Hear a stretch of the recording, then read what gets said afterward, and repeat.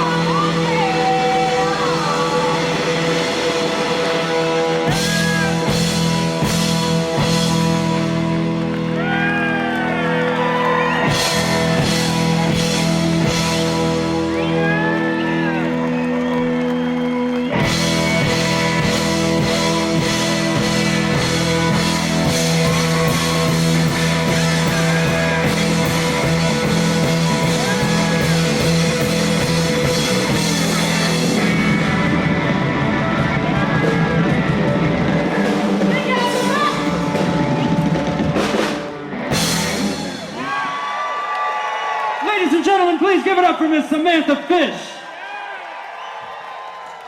Hey, what do you think, Samantha Fish? Yeah! Woo! Smoking. Alrighty, we're here with Samantha Fish at the Sea Blues Festival in Clearwater. She just did a fabulous set, and she's going to give us about 10 minutes here for some great interview questions. First thing I want to know, Samantha, is what was it like working with Devin on Stop Dragging My Heart Around? Oh, I love Devin. He's a good guy. I actually met him through Mike Zito, who was on the Royal Southern Brotherhood, but I met Mike years ago when I was like 19 years old in Kansas City, and I met Devin, played a couple shows, like festivals together, and then did a couple shows together, two bands, and then I joined them on tour, and he liked my voice and asked me to do it, and I couldn't say no, I had to say yes. Awesome, awesome. That was the first time I ever heard you, and when I heard you sing that, I thought you might be a country singer. Oh, well, I go a little both ways, right? I've listened to a lot of different styles of music, so a lot of people say that I sound like a country singer, but I do like country blues, Cool. Well, country and blues is a lot the same. Country blues a lot rock. there. You're very, very young, and yet you're so successful in your career already. What advice would you give a young lady that wants to have a career in music? So tough. You want to say the right thing to young people. Just to be yourself and do what you want. Don't worry about trying to fit into a certain genre. Learn the business. You got to worry about marketing yourself, but learn just be yourself, but learn the business as well. Don't make try not to make mistakes. Work with the right people. Just do your research, basically. It's really important to be educated, and know what you're doing, and know what you want, have a goal in mind. It's all about building a career and achieving your dreams. So. Awesome. They listen to a lot of classic rock and roll. My dad was a big John Hyatt fan when I was a kid, so of course I got that. It was freaky when I got to meet him and play a show, and we opened for him a couple times. But just a lot of classic rock. And, listen to a little country with my mom. Just a lot of different stuff. And your dad tours with you?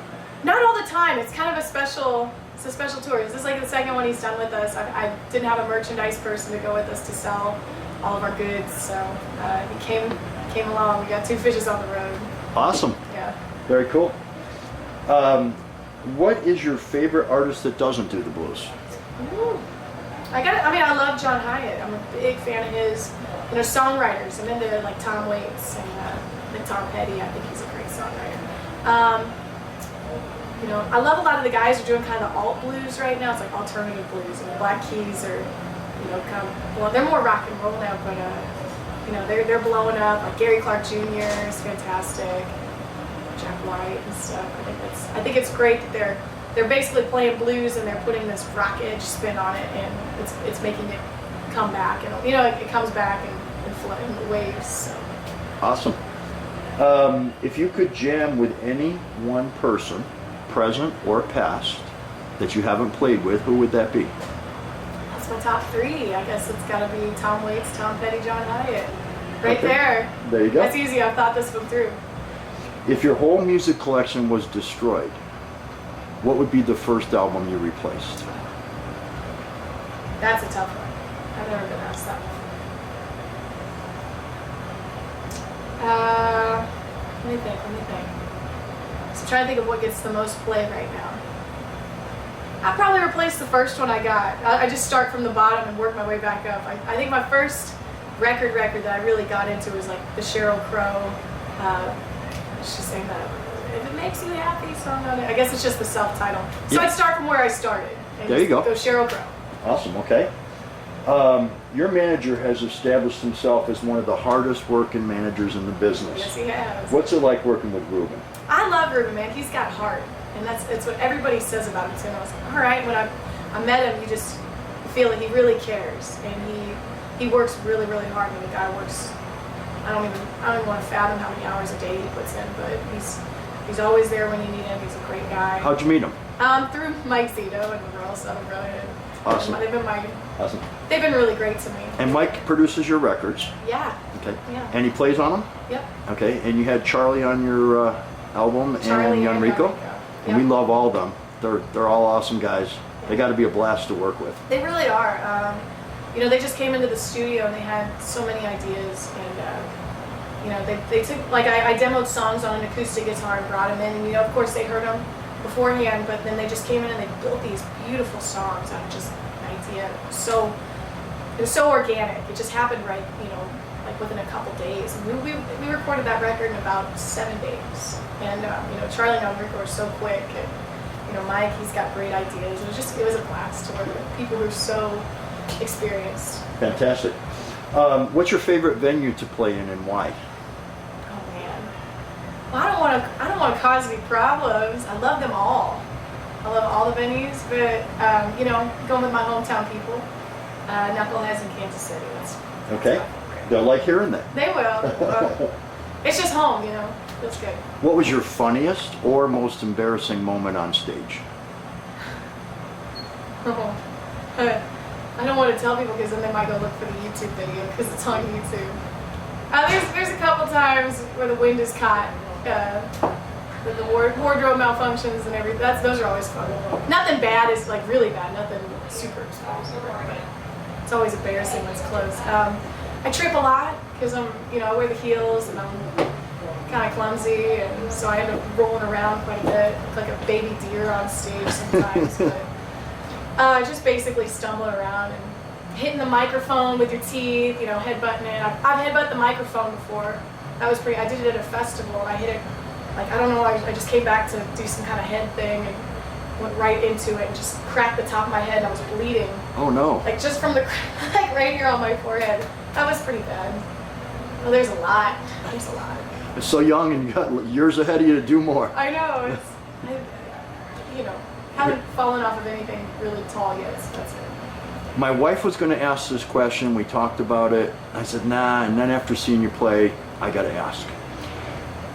Rock and roll and blues guitars for most time has been a man's world. And you have stepped up, and now I've seen you play. You are right up there with the best of them. Thank you. Is there extra challenges to being female and being that good? You know, it's a double-edged sword because, you know, people will come to a show just because they're like, oh, female guitar player. That's, you know, it's still kind of like I don't want to call it a novelty or gimmick. People see it as such sometimes. They're like, it's just different. You don't see it all the time. You know, but I didn't start playing guitar because I thought, oh, I'm a girl, that could be good marketing. You know, I did it because I heard Stevie Ray Vaughan play, and I heard Angus Young play. You know, all these freaking awesome guitarists. And I mean, I listen to a lot of female artists, but I'm mostly inspired by, you know, I picked up Freddie King's stuff, and it's just, you know. How long have you been good? Good? I'd say I'm not good yet, but maybe, hopefully, in 15 years I'll be good. 20 years. Let me rephrase I don't think it. anybody ever feels like they're good. How long have other people thought you were good? That's a hard question too. Well, they've been inviting us out to play for them, so that's always a good sign. We've been playing out nationwide, you know, internationally for about 3-4 years. Awesome. I started doing Girls with Guitars in 2011, so about 3-4 years. I'm gonna say that's when people start taking notice, you know. Excellent. For me, it's like the growth is never gonna stop. I just want to keep learning. And Well, it's like the announcer said, you're one of the people that's going to carry the blues on for the next 50 years. I'm gonna try. That's Do my awesome. best. Okay, and this is the hardest question. And this question is, what question would you like to answer that no one ever asked? I haven't thought of that. I really haven't thought of that. What would Put you me like on to the tell? spot. What would you like to tell everybody? Well, I'm pretty honest. Might have to cut this part of the interview out while I'm stumbling around. That's the best part. Is it? Yeah. Because I'm sweating a little bit. Just, you know, get used to seeing us. I'm not gonna stop touring. I'm gonna keep playing, and I want to come see everybody else. You know, and I'm determined. I guess it's hard to evaluate yourself. What would be the question that you'd like to answer that relates to that? I guess I have been asked this before. but it has knocked me on my ass a couple times. Like, what do you want? What do you want? You know, what do you want to do with this? It's always kind of a vague thing, and it's just to keep doing it and writing songs. And you know, I love the blues, and I want to stay true to the blues root, but I also want to be multi-genre kind of, you know, which is what we kind of are now. You know, we kind of just play what's up, just be true to. You know, Finishing with War Pigs was awesome. Thank you. And it's a blues crowd, and they loved it. Yeah, they usually do. It's the right way to finish off that set. That was great. Thank It was you. great. Well, thank you for taking the time to interview, and I really enjoyed your show. Thank you. And wish you the very, very best of luck in your career. Appreciate it. Thank you. You're welcome.